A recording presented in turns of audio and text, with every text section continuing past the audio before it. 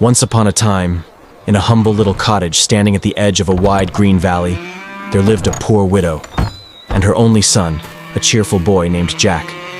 Their home leaned with age, its wooden frame creaking softly, the thatched roof sagging like tired shoulders.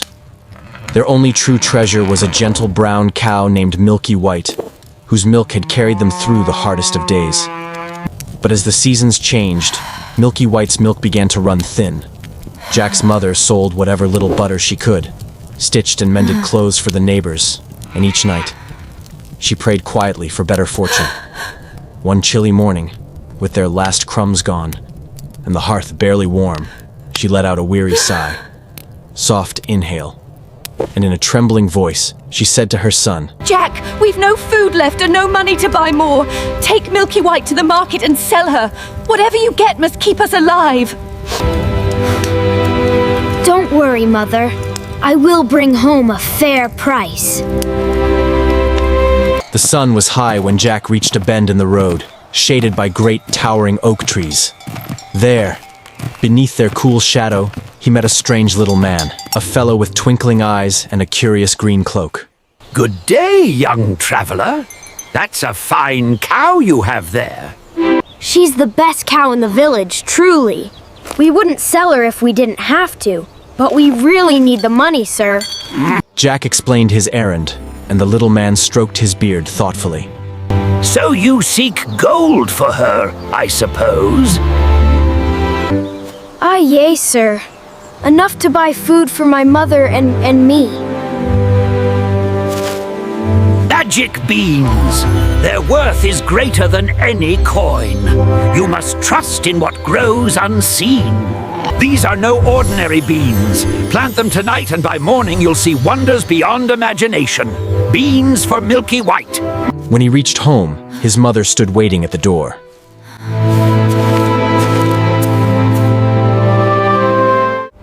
Tell me everything, son. Did you manage to sell her? Look, Mother. Magic beans. They'll grow overnight into something wonderful. What? Magic beans? Oh, Jack, what foolishness is this? She seized the beans and flung them out the window, trembling with anger and despair. Surely starve! Dawn broke with a golden glow, and a strange green light shimmered against Jack's window.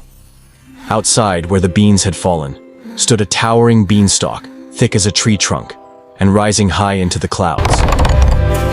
Mother, quick! Come quick! The beans were truly magic! Don't go climbing such nonsense, Jack! You'll break your neck!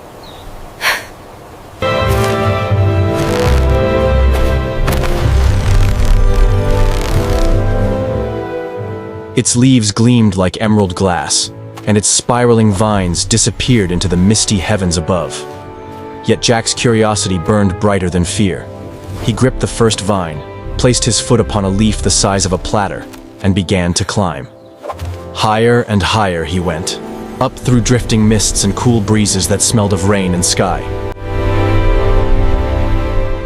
At last, after what felt like hours, Jack reached the top and pulled himself onto a land unlike any he had ever seen. A place where the clouds formed rolling meadows, and the air hummed with soft music from unseen winds. Good morning, ma'am. I'm hungry and far from home. Could you spare a bite to eat? Please, ma'am. I'll be quick and gone before he knows.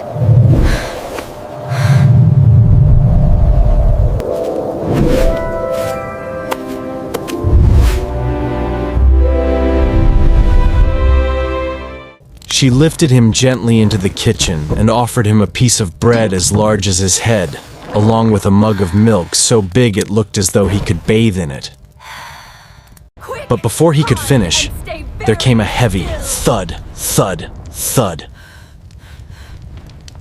A massive shadow filled the doorway. The giant strode in, a monstrous figure with tangled, wild hair, tusk-like teeth, and a voice that roared through the room like rolling thunder. shot. Fee-fee-fa-fum.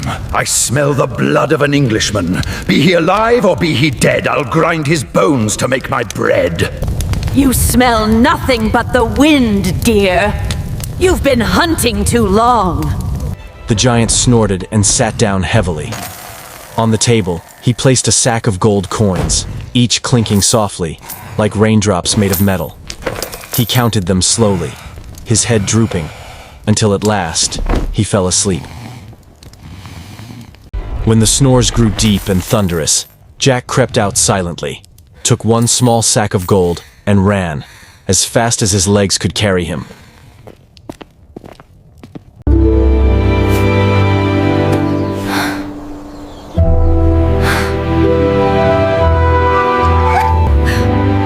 Please, Jack, don't go. It's too dangerous. I will climb again. Perhaps there's more to be found. When the last coin was spent, Jack gazed once more at the towering beanstalk, its great green stalk swaying gently in the sunlight, as if calling him back. Bring me my hen. Hen.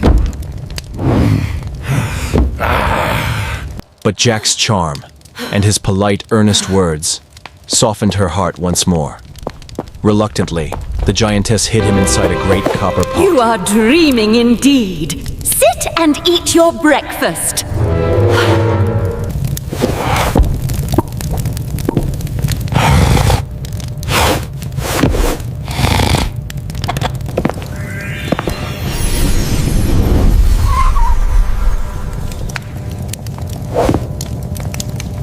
Jack waited until the snores grew deep and steady. Then he slipped from his hiding place, snatched the magical hen, and dashed away as fast as he could. Fee-fee-fo-fum. I smell the blood of an Englishman. But Jack could not resist one final climb, though his mother wept and begged him to stay. Please, my son, do not go. We have everything now. I must go just once more. I will return, I promise. The restless boy turned away and returned to the towering beanstalk once more. When he reached the giant's castle, the giantess met him at the door, her face flushed with fury. Fool of a boy. He has been in a rage ever since you took his hen. I will not hide you this time.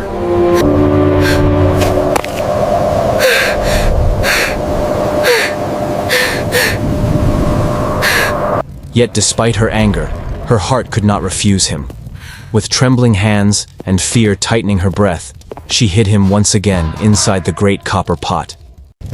The giant returned, his thunderous steps shaking the very stones of the castle, his rage rolling through the halls like a storm. You are dreaming, husband. Sit and eat. Finally, he commanded his wife to bring him his greatest treasure, a golden harp that could sing all by itself.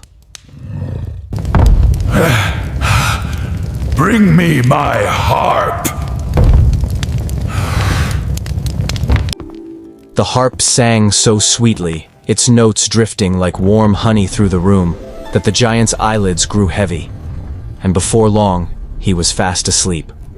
Jack crept out from the copper pot, his footsteps barely brushing the floor, and reached carefully for the golden harp. Shot 16. But the moment his fingers touched it, the harp cried out, a sudden, ringing alarm that sliced through the silence. The giant awoke with a terrible roar and lunged toward Jack, his shadow swallowing the room. Jack seized the harp and ran as fast as his legs could carry him. Come back here, boy!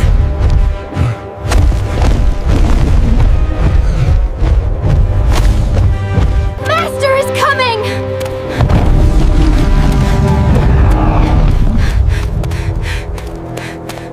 He comes! He comes! He raced along the path toward the beanstalk. Behind him came the giant, each step like thunder, I'll grind. his voice booming with rage.